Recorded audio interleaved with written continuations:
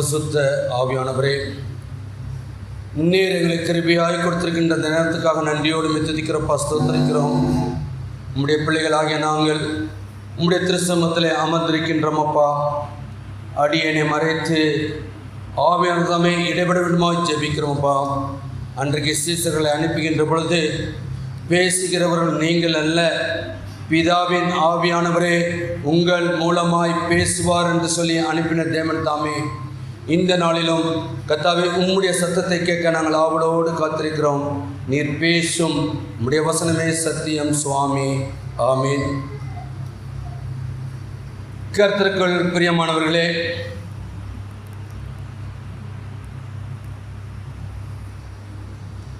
இந்த பிரசங்க மேடையிலே நிற்பது ஒருவேளை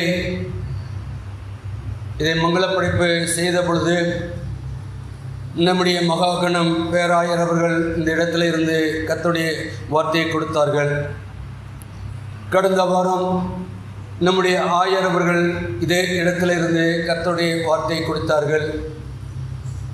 உண்மையிலே ஆண்டவர் மீண்டுமாக இந்த இடத்துல நம்மை கூடி ஜெபிக்கும்படி இந்த பரிசுத்த பூமியிலே ஒரு பரிசுத்த ஆலயத்தை நமக்கு கொடுத்திருக்கின்றார் என்று சொன்னால் இது ஆண்டவருடைய மகா பெரிய திட்டம். அல்லேலூயா, அல்லேலூயா.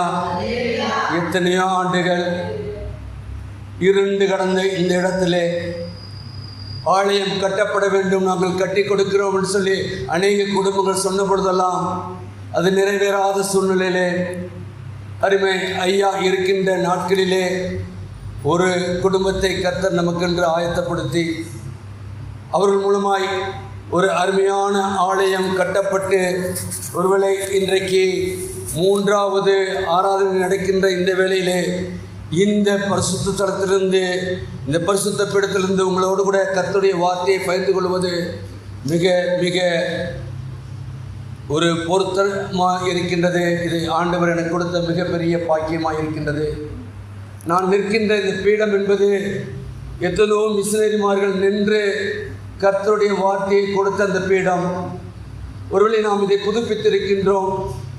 எனவே இதில் நாம் நிற்போம் என்று சொன்னால் அந்த பரிசுத்தவான்கள் நின்ற அந்த பீடத்தில் நாம் நிற்கின்ற பொழுது ஆவியான் நம்மோடு கூட இடைபடுகின்றவராக இருக்கின்றார். அநேகருக்கு ஒரு பெரிய கேள்வி, இது ஆலயம் மங்களப்படைப்பு செய்தப்பட்ட நாள் முதற்கொண்டு ஐயா என்ன தூய திருத்துவ ஆலயம், நம்மெல்லாம் கேள்விப்பட்டது என்ன இம்மானுவேல் ஆலயம், பவுல் ஆலயம், இப்படி தான் கேள்விப்பட்ட பீட்டர் ஆலயம், திருத்துவ ஆலயம். இது தூய திருத்துவ ஆலயம் என்று சொல்லி ஆயர் மூலமாய் நமக்கு கொடுக்கப்பட்டிருக்கின்றது சொன்னால் இது ஆண்டவருடைய அனாதி தீர்மானம். எனவே திருத்துவம் என்று சொல்லுகின்ற பொழுது இது நம்முடைய வேத பகுதியிலே எங்கும் சொல்லப்படவில்லை. அதை நான் முதலாவது ஒரு இன்ட்ரோடக்ஷனாக சொல்லி இந்த நாளுக்குள்ளாக நான் கடந்து செல்ல முற்படுகின்றேன். ஆனால் ஆதி ஆகமம் முதல் தீர்க்கதரிசனம் வரையிலும் திருத்துவத்தை விளக்கும் திருமறை பகுதிகள் ஏராளம் உண்டு. ஒரே மெய்யான தேவன் பிதா, குமாரன், பரிசுத்த ஆவி என்று 3 ஆழ்த்தத்துடன் திரியேக தேவனாய் நம்மோடு செயல்படுகின்றார். அல்லேலூயா. அப்படி என்றால் இந்த இடத்துல நீங்கள் அமர்ந்திருக்கின்ற சொன்னால் 1 அல்ல 2 அல்ல 3 ஆழ்த்தத்துவம் பெற்ற அந்த தேவாதி தேவன் நம்மோடு இடைபடுகின்றவராய் இருக்கின்றார். இக்கருத்தை கிபி 2ஆம் நூற்றாண்டின் பிற்பகுதியில் தெர்த்துவியான் என்பவரால் முதலாக பயன்படுத்தப்பட்டது. 4ஆம் நூற்றாண்டில் இயற்பியல் கோட்பாட்டாக திருச்சபை இதை ஏற்றுக்கொண்டது. பாரம்பரிய விசுவாசத்தின்படி செயல் ரீதியில் பிதாவை படைப்பாளராகவும் கிறிஸ்துவை விடுதலையாளராகவும் தூய ஆவியாகிய பரிசுத்த ஆவியானவரை நமக்கு புது வாழ்வு அளிக்குவராகவும் நாம் ஏற்றுக்கொண்டிருக்கின்றோம். எனவே அன்புக்குரிய திருச்சபை மக்களே, நீங்கள் அமர்ந்திருக்கின்ற இந்த ஆலயம் நம்முடைய பிதாவாகிய தேவன் படைத்த படைப்பெல்லாம் மனுவுக்காக, மனுவை படைத்தான் தன்னை வணங்கு என்று சொன்னாரே, அந்த படைப்பின் தேவனை நாம் வணங்கி கொண்டிருக்கின்றோம். நீங்கள் நான் நம்முடைய தாய் தகப்பன் மூலமாய் ஆதாம் ஏவாள் மூலமாய் பாவம் செய்தப்பட்டு ஏதேன் தோட்டத்திலிருந்து விரட்டப்பட்டோமே. அந்த விரட்டப்பட்டதின் நிமித்தமாய் உங்களையும் என்னையும் பிதாவோடு ஒப்புரவாக்கி முடியாய் விடுதலை கொடுக்க முடியாய் பாவத்திலிருந்து விடுதலை கொடுக்க முடியாய் தன்னுடைய ஒரே பேரான குமாரனாகிய இயேசு கிறிஸ்துவை இந்த உலகத்தில் அனுப்பி கொடுத்தார். எனவே கிறிஸ்து நம்மை பாவத்திலிருந்து விடுதலை பண்ணி பிதாவோடு ஒப்புரவாக்குகின்றார். ஆண்டவராய் இயேசு கிறிஸ்து செல்கின்ற பொழுது நான் போவேன் ஆகிய உங்களுக்கு தேற்றவாளனாகிய ஒரு பிரஸ்தாவியை நான் உங்களுக்கு அனுப்புவேன். எனவே நீங்கள் நானும் ஆவியானவரை பெற்றுக் கொண்டிருக்கின்றோம். இன்றைக்கு ஆவியானவர் நம்மோடு கூட செயல்பட்டு கொண்டிருக்கிறார். ஆவியானவர் செயல்பாடு இல்லை என்று சொன்னால் இந்த ஆலயம் இல்லை. ஆவியானவர் யாரை கொண்டு எப்பொழுது செய்ய சித்தமாயிருக்கிறாரோ அது செய்து முடிக்க வல்லமையுள்ளவர். அல்லேலூயா, அல்லேலூயா. இதான் ஆண்டவர் ஆவியானவர் இன்னைக்கு நமக்கு சொல்லுகின்ற காரியம். இதோ ஆவியானவர் எங்கு அல்ல, ஆவியானவர் நமக்குள்ளாக இருக்கின்றார், நம்மை செயல்பட வைக்கின்றார். எவ்வளோ போராட்டங்கள், எவ்வளோ நிந்தைகள், எவ்வளோ அவமானங்கள் இருந்தாலும் கூட ஆண்டவர் உங்களையும் என்னையும் எந்த நோக்கத்திற்காக அழைத்தாரோ அந்த நோக்கத்தை நிறைவேற்றுகின்றவராக இருக்கின்றார். எனவே ஆவியானவர் இன்றைக்கு நம்மை வழிநடத்தி கொண்டிருக்கின்றார். எனவே இந்த திரியேக தேவனை, இந்த திருத்துவ ஆலயம் என்று சொல்கின்ற பொழுது நாம் திரியேக தேவனை நாம் வணங்குகின்றோம். எனவே நாம் அங்கு பார்க்கின்ற பொழுது பவுலடியார் சொல்லுகின்றார், கர்த்தரும் பிதாவுமானவர் என கூறி அவர் எல்லார் மேலும் எல்லாரோடும் எல்லாருக்குள்ளும் இருக்கின்றார். அவர் எல்லார் மேலும் பிதாவாகிய தேவன் எல்லார் மேலும் இருக்கிறார். எல்லோரோடும் குமாரனாகிய தேவன் இருக்கிறார். எல்லாருக்குள்ளும் தூய ஆவியானவர் இருக்கின்றார் என்று எபேசியருக்கு எழுதுகின்ற போது பவுலடியார் சொல்கிறார். எனவே இன்றைக்கு வந்திருக்கிற நீங்கள் நானும் நம்மோடு கூட இருக்க முடியாது. ஆண்டவர் இந்த நாளில் நம்மை அழைத்து வந்திருக்கின்றார். இந்த நாளில் இதுக்குள்ளாக நாம் கடந்து செல்வோம். இன்றைக்கு நமக்கு திருச்சபை கொடுத்திருக்கின்ற தலைப்பு இது உயிர்த்தெழுந்த திருநாளுக்கு முன்வரும் 8ஆம் ஞாயிறு. இன்றைக்கு நாம் கொடுத்திருக்கின்ற தலைப்பு வீழ்ச்சி. கடவுளின் நோக்கத்திலிருந்து விலகி செல்லுதல் வீழ்ச்சி. கடவுளின் நோக்கத்திலிருந்து விலகி செல்லுதல் வீழ்ச்சி. கடவுள் உங்களுக்கும் எனக்கும் ஒரு நோக்கத்தை வைத்திருக்கின்றார், ஒரு திட்டத்தை வைத்திருக்கின்றார். ஆண்டவராய் இயேசு கிறிஸ்து இந்த உலகத்தில் வந்தபொழுது அவருக்கென்று ஒரு திட்டம் இருந்தது. இந்த மனுக்குலம் மீட்கப்படும் என்று சொன்னால் இவர் இந்த உலகத்திலே போய் மனிதனாய் பிறக்க வேண்டும். மனிதனாய் பிறப்பது மட்டுமல்ல, அங்கு சென்று அவர் தன்னுடைய பரிசுத்தமுள்ள இரத்தத்தை சிந்தி நமக்கு பாவத்திலிருந்து விடுதலை பண்ண வேண்டும். அதற்காக ஆண்டவராய் இயேசு கிறிஸ்து இந்த உலகத்திலே வந்தார். தன்னை சிலுவை மரண பரியந்தம் ஒப்புக் கொடுத்தார். அதுதான் அவருடைய திட்டம். இன்றைக்கு நீங்கள் நானும் ஆண்டவர் உங்களுக்கும் எனக்கும் ஒரு நோக்கத்தோடு கூட கீழமாத்தூரில் வைத்திருக்கின்றார். ஹல்லேலூயா. எத்தனை பேர் நம்புறீங்க? ஆலயம் அடுத்த ஆண்டு பார்க்கின்ற பொழுது நிரம்பி இருக்கணும். அது யாரோட கையில் இருக்கு? உங்களுடைய கருத்தில் இருக்கு. நீங்கள் ஐக்கியப்பட்டு நீங்கள் ஒருவரோடு சமாதானத்தோடு கூட சந்தோஷத்தோடு கூட ஆண்டவருடைய ஆலயத்துக்கு போவோம் வாருங்கள் என்ற பொழுது மிக மகிழ்ச்சியாக இருந்தேன் என்று சொன்ன வண்ணமாக ஆண்டவருடைய ஆலயம் எப்பொழுதெல்லாம் ஆராதனை நடக்கின்றதோ அப்போதெல்லாம் நீங்கள் வருகின்ற பொழுது நீங்கள் மகிழ்ச்சி அடைவது மட்டுமல்ல, உங்களை சுற்றி இருக்கின்ற மக்கள் எல்லாம் அந்த மகிழ்ச்சியை பெற்றுக்கொள்ள வேண்டும். அதான் ஆண்டவருடைய நோக்கமாக இருக்கின்றது. ஒருவர் வீழ்ந்து போவது ஆண்டவருடைய திருவுள சித்தம் அல்ல. உலகம் தோற்றம் முதல் உலகம் முடிவு மட்டுமாக உள்ள சகல மனிதரும் ரட்சிக்கப்பட வேண்டும் சொன்னான் ஆண்டவர். இந்த உலகத்திலே அவர் வந்தார், எல்லாரும் ரட்சிக்கப்படணும். அதுக்காக தான் ஆண்டவர் காத்திருக்கின்றார். எனவே இன்றைக்கு நாம் வாசித்த இந்த வேத பகுதி, 2 வேத பகுதியை 2 தலைப்புகளிலே சுருக்கமாய் தியானிக்க பரிசுத்த ஆவியானவர் நமக்கு கிருபை செய்வார். 1, ஆண்டவரை விட்டு விலகுதல் வீழ்ச்சி. 1, ஆண்டவரை விட்டு விலகுதல் வீழ்ச்சி. 2வது, நித்திய ஜீவனிலிருந்து விலகுவது வீழ்ச்சி. நித்திய ஜீவனிலிருந்து விலகுவது வீழ்ச்சி. அன்புக்குரியவர்களே, 1 ஆண்டவரை விட்டு விலகுதல் வீழ்ச்சி. இஸ்ரேல் மக்கள் ஆண்டவரோடு கூட இருந்தது பார்க்கின்ற பொழுது இதை நான் இன்னைக்கு காலையில் வந்து ஐயா சொன்னாங்கல்ல, புதிய மொழிபெயர்ப்புன்றது. இதை எடுத்தோடனே அதை வாசிக்கின்ற பொழுது ஒரு தனி இது. இன்னைக்கு மத்தியானம் உட்காந்து தான் எடுத்தேன். இப்படி ஒரு புக் இருக்கே, நம்ம எடுத்து வாசிப்போம்னு. அதில் பார்க்கின்ற பொழுது இஸ்ரேல் ஆண்டவரை விட்டு விலகுதல் என்ற ஒரு கேட்டிங் கொடுத்து அதை விட கொடுத்துருக்காங்க. ஆனால் இஸ்ரேல் மக்கள் ஆண்டவரை விட்டு விலகுவதன் மூலமாய் அவர்கள் வீழ்ச்சி அடைகின்றார்கள். எல்லாம் அவர்களை ஆண்டவர் எப்படியாக அழைத்து வந்தார்? அடிமைத்தனத்தில் இருந்த மக்களை அவர் அங்கு ஆளோட்டிகள் மூலமாய் கேட்ட சத்தத்தின் மூலமாய் மோசையை ஏற்படுத்தி அவர்களை விடுதலை பண்ணினாரே. அதை விடுதலை பண்ணின தேவன் அங்கு பார்க்கின்றோம். அவர்கள் ஆண்டவரை விட்டு விலகி அங்கு பார்க்கின்ற பொழுது 11ஆம் வசனம் வாசிக்கிறாமே, இஸ்ரவேல் மக்கள் ஆண்டவரின் பார்வையில் தீயனப்பட்டதை செய்தனர். ஆண்டவருக்கு பிரியமில்லாத காரியத்தை செய்வோம் சொன்னால் அது ஆண்டவருக்கு ஏற்ற வாழ்க்கை அல்ல, அது நாம் விழுந்து போகின்ற வாழ்க்கை. நாம் பார்க்கின்ற தீய நினைப்பட்டதை செய்தார்கள். அவர்கள் பாகாலுக்கு ஊழியம் செய்தனர்.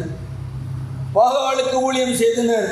அன்புக்குரிய திருச்சபை மக்களே, இன்னைக்கு நீங்கள் நான் யாருக்கு ஊழியம் பண்ணிக்கிட்டு இருக்கோம்? மனிதரை பிரியப்படுத்தும்படி நாம் ஊழியம் பண்ணிக்கிட்டு இருக்கோமா? மனிதனை மகிமைப்படுத்தும்படி நாம் ஊழியம் பண்ணி கொண்டிருக்கின்றோமா? இல்லை நம்ம ஒவ்வொருவரும் ஊழியக்காரரும் ஊழியக்காரியமாக இருக்கின்றோம்.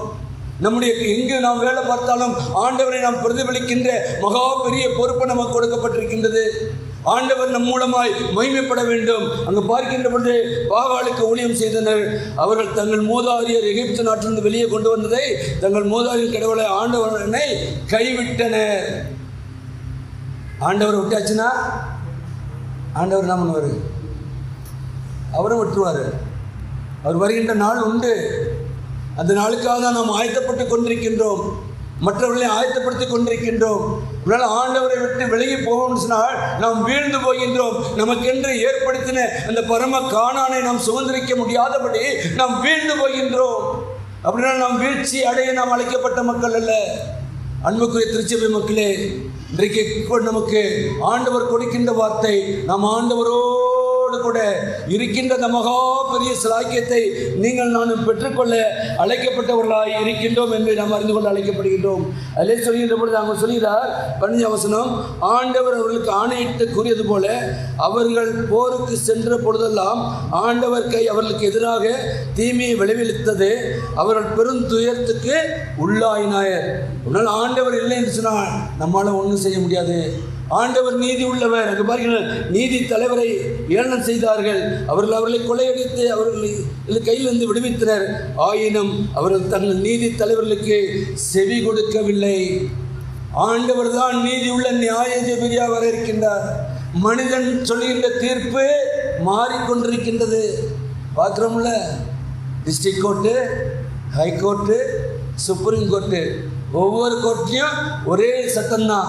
இந்தியாவுக்கு வேறு சட்டம் இருக்கா? இந்திய நீதிமன்றங்கள்லாம் ஒரே சட்டத்தின் தான் பின்பற்ற, ஒரே நீதியரசர்கள் தான். ஆனால் இவர்கள் நீதி சொல்கிறார்கள், அந்த நீதி அங்கே போனே அது தடை, அங்கே போனே அது தடை. ஆனால் நாம் ஆராதிக்கின்ற கர்த்தர், நம்முடைய கிரியைக்கு ஏற்ற பலனை அவர் கொண்டு வர இருக்கின்றார். அது யாரும் இல்லை, அவர் நீதி உள்ள நியாயாதிபதியாக வர இருக்கின்றார். நாம் எவ்வளவாய் ஆயத்தப்பட வேண்டும். நாம் வீழ்ந்து போகாதபடி நம்முடைய நோக்க ஆண்டவர் எதற்காக அவருடைய பிள்ளையாக அழைத்தாரோ அதை நாம் விட்டு விலகாதபடி ஆண்டவரோடு நித்தியமாக இருக்கக்கூடிய அந்த மகா பெரிய சிலாக்கியத்தை நாம் பெற்றுக்கொள்ள அழைக்கப்பட்டவர்களாக இருக்கின்றோம். அங்கு பார்க்கின்ற பொழுது ஆண்டவர் ஒவ்வொரு நாளிலும் ஆண்டவர் அவர்களோடு கூட இடைப்பட்டார். எவ்வளவாய் அவர்களை அழைத்து வந்தார். இஸ்ரவேல் மக்கள் எவ்வளவாய் அவர் போஷித்தார்.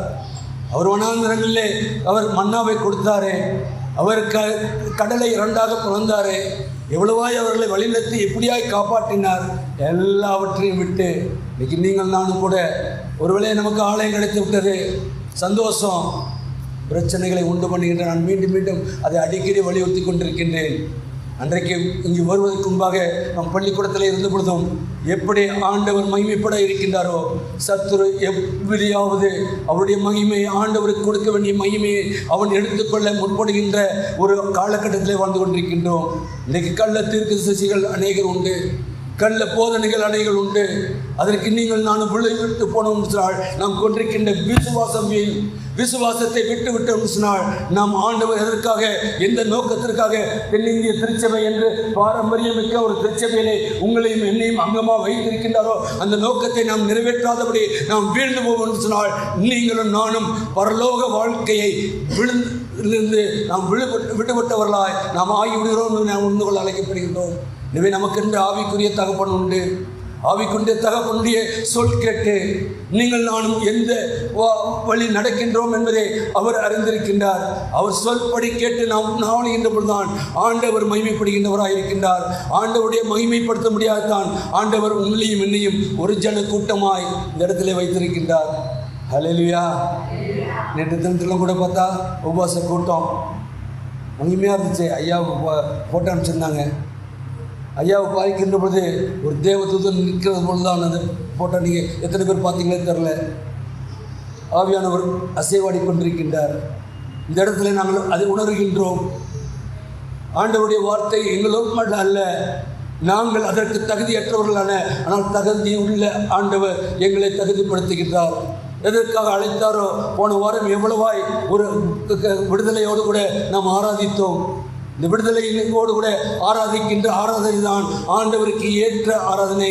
நாம் விழுந்து போகாதபடி ஆண்டவரோடு கூட நித்தியம் காலமாய் இருக்க வேண்டும் சொன்னால் ஒரு விடுதலையோடு கூட எந்த வித இது இல்லாதபடி ஆண்டவரை ஆராதிக்க வேண்டும், ஆண்டவருக்கு மகிமை சேர்க்க வேண்டும்.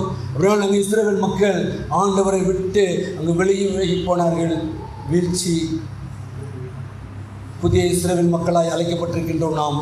இன்றைக்கி நம்ம எவ்வளவாய் அவர் இம்மட்டுமாக நடத்தி வந்திருக்கின்றார். யாரும் இல்லைன்னு சொல்ல முடியுமா? யாரும் இல்லைன்னு சொல்ல முடியுமா?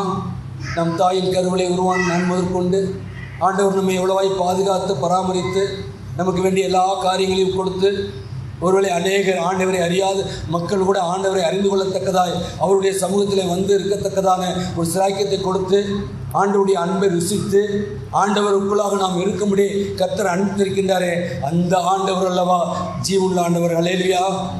அந்த ஆண்டவர் அல்லவா நம்மை வழிநடத்துகின்ற ஆண்டவர். அவரை விட்டு நாம் வழிகளை கொண்டால் நமக்கு வீழ்ச்சி. அன்றைக்கு இஸ்ரவேல் மக்களுடைய வாழ்க்கையிலே நியாயாதிபதி புஸ்தகத்திலே பார்க்கிறோம், நீதி தலைவர் புஸ்தகத்திலே பார்க்கின்றோம். அவர்கள் ஆண்டவரை விட்டு விலகி சென்றதினால் அங்கு வீழ்ச்சி ஏற்பட்டது. அன்புக்குரிய திருச்சபை மக்களே, நாம் ஆண்டவரோடு இருக்கின்ற உறவை நாம் ஒரு விஷயம் ஆராய்ந்து பார்ப்போம். ஆண்டவரோடு நாம் கொண்டிருக்கின்ற உறவை நாம் ஒரு விஷயம் ஆராய்ந்து பார்ப்போம். ஏன்னா ஆண்டவர் நம்மை ஒரு நோக்கத்தோடு கூட தான் அவருடைய பிள்ளையாக அழைத்திருக்கின்றார். நீங்கள் நானும் அதற்கு தகுதியா என்று பார்த்தால் நிச்சயமாக இல்லை.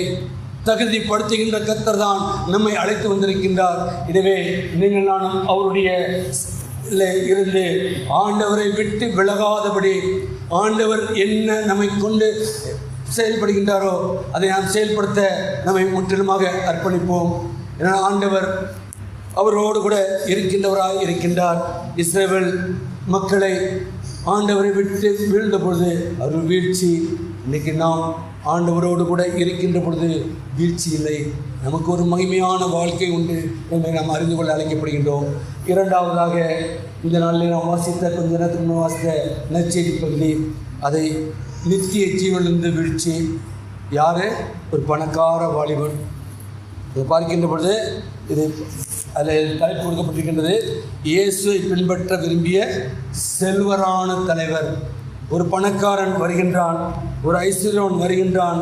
வந்து அங்கே எல்லாவற்றையும் ஆண்டவரத்தில் சொல்கின்றான். ஆண்டவர் எல்லாத்தையும் சொல்கிறாரு, 10 கட்டளை சொல்கிறாரு.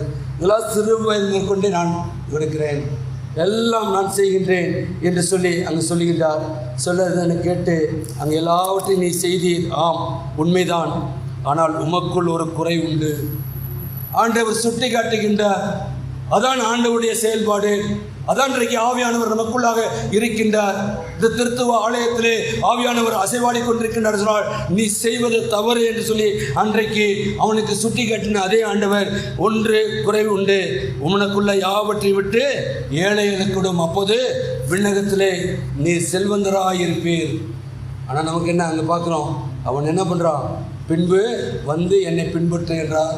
உடனே அதை கேட்டவுடன் அவன் என்ன பண்ணான், மிகுந்த வருத்தம் அடைந்தான். ஆண்டவர்கிட்ட வந்துட்டு வருத்தமாக போனது ஒரே ஒரு ஆள் தான். யார்?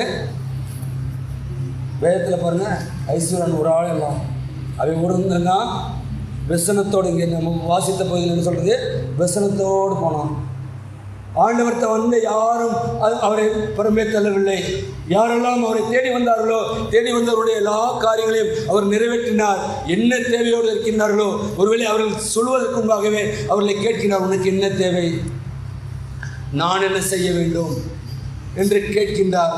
கேட்பது மட்டுமல்ல, அவர் கேட்டது மட்டுமல்ல, அங்கே பார்க்கின்ற பொழுது அவன் மிகுந்த துக்கம் அடைந்தவன் என்று அங்கே பார்க்கின்றோம். அங்கே பார்த்தபொழுது அவன் மிகுந்த துக்கம் அடைந்தான். ஆண்டவருக்குள் அருமையானவர்களே, ஆண்டவர் இன்றைக்கு நம்மை பார்த்து கேட்கின்றார், என்னை நீ நேசிக்கின்றாயா? பேதுருவிடத்தில் கேட்ட அதே கேள்வியை நம்மிடத்தில் கேட்கின்றார். நாம் ஆண்டவரை நேசிக்கின்றோமா? அல்லது உலகத்தின் பணத்தையும் பதவியும் அந்தஸ்தையும் அதிகாரத்தையும் நாம் நேசித்து வாழ்ந்து கொண்டிருக்கின்றோமா என்று நாம் சிந்தித்து பார்க்க அழைக்கப்படுகின்றோம். அங்கு பார்க்கின்ற பொழுது அங்கே அது மட்டுமல்ல, அது இயேசு சொல்கிறார், செல்வர் இறையாட்சிக்கு உட்படுவது எவ்வளவு கடினம்.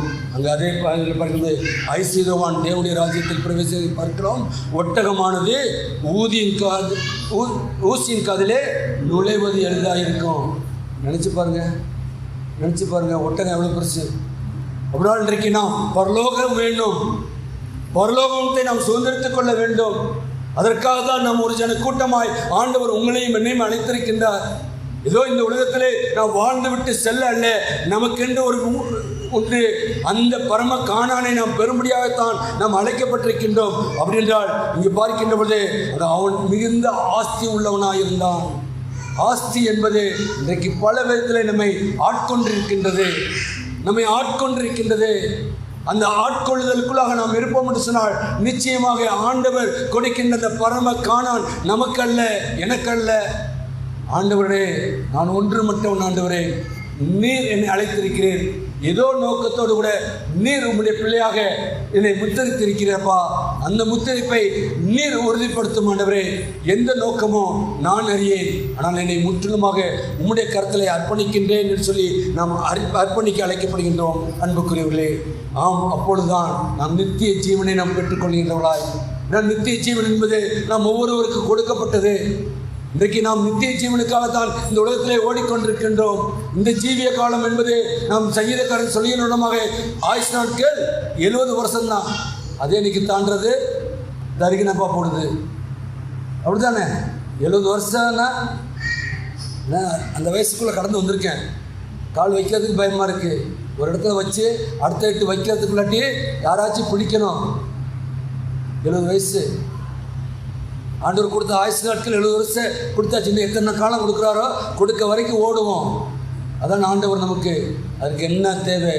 நாம் எல்லாரும் ஒரு மன ஆவியோடு கூட ஆண்டவரை மைமைப்படுத்தி நாம் அனைவரும் நித்திய ஜீவனுக்கென்று நாம் முத்திரைக்கப்பட்டவர்கள் என்று நாம் உணர்ந்து பார்த்து நித்திய ஜீவனை நாம் பெற்றுக்கொள்ளத்தக்கதாய் இந்த உலகத்திலே இதை பார்க்கிற பொழுது இந்த ஐஸ்வர்வானுடைய வாழ்க்கையிலே நாம் பார்க்கின்றோம். அங்கே ஐஸ்வர்வான் தேவனுடைய ராஜ்யத்தை அங்கே பார்க்கின்றோம். அவன் துக்கம் அடைந்தான் என்று பார்க்கின்றோம். அதை கேட்டவர்கள் அப்படியானால் யார் ரட்சிக்கப்படக்கூடும் என்றார்கள். அதனால் ஆண்டவரை நாம் ஓடு கூட இருக்க வேண்டினால் ரட்சிப்பு நமக்கு மிக மிக அவசியமாக இருக்கின்றது. அதற்கு ஆண்டவர் சொல்லுகின்ற வார்த்தை 27ஆம் வசனத்தை வாசிக்கலாமே. அதற்கு அவர், மனுஷனால் கூடாதவைகள், ஹல்லேலூயா ஹல்லேலூயா, இது மனுஷரால் கூடாது. நீங்கள் மனுஷரால் எதுவும் பண்ண முடியாது, ஆனால் தேவனால் எல்லாம் கூடும். என்னுடைய வாழ்க்கையிலும் உங்களுடைய வாழ்க்கையிலும் என்ன நோக்கத்தை வைத்திருக்கிறாரோ நாம் வீழ்ந்து போகாதபடி ஓட இது மனுஷரால் முடியாது தான், ஆனால் தேவனால் கூடும் என்று சொல்லி பார்க்கிறோம். எல்லாம் கூடும், தேவனால் எல்லாம் கூடும். ஐயா இருந்தால் ஒரு பாட்டு பாடிடுவார், எல்லாம் கூடும் தேவனால் கூடும்னு. அப்படிப்பட்ட ஒரு வல்லமையை கொடுத்திருக்கின்றார் ஆண்டவர். அவர்களுக்கு வேண்டிய ஆசீர்வாதத்தை கொடுத்திருக்கின்றார், வரத்தை கொடுத்திருக்கின்றார். வரங்களிலே வித்தியாசம் உண்டு. ஆண்டவர் புறம் நான் பாடினா பாட முடியாது, ஐயா பாடினா பாட முடியாது. ஆனால் பாடுவது ஆண்டவர் அவர் கிருபையாய் கொடுத்தது. ஆனால் அதை பாடுகின்ற பொழுது கடந்த வாரம் நம்ம எவ்வளவாய் ஆண்டவருக்குள்ளார் களிப்பாய் இருந்தோம்.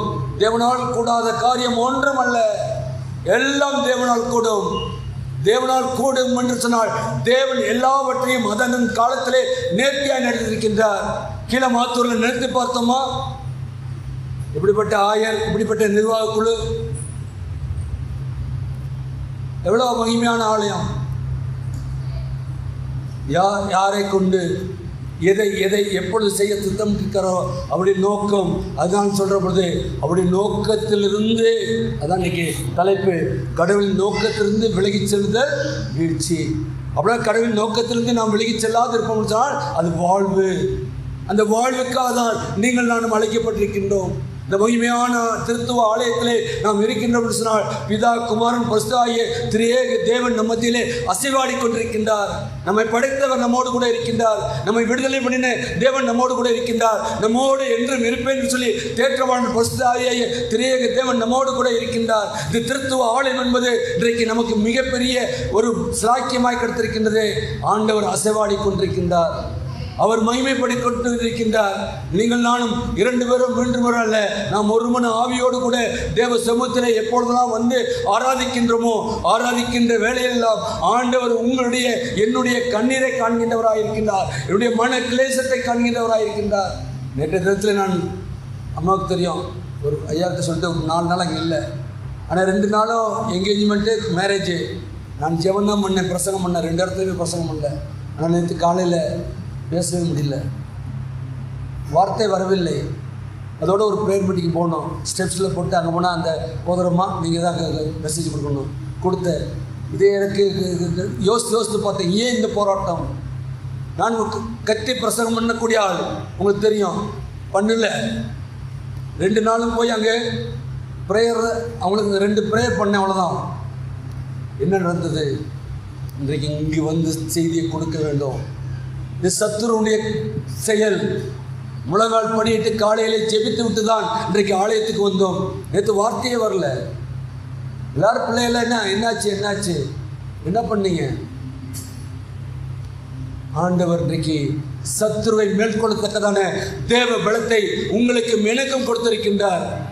எனவே நீங்கள் ஏதோ ஊழியக்காரர் அல்ல, ஊழியக்காரரும் உங்களுடைய ஆலயத்தை நிர்வாகங்களுக்காகவும் நீங்கள் முழங்கால் போட்டு ஜெபித்தே ஆக வேண்டும். இன்னைக்கு சத்துருவானவன் கொடியேற்றி கொண்டிருக்கின்றான்.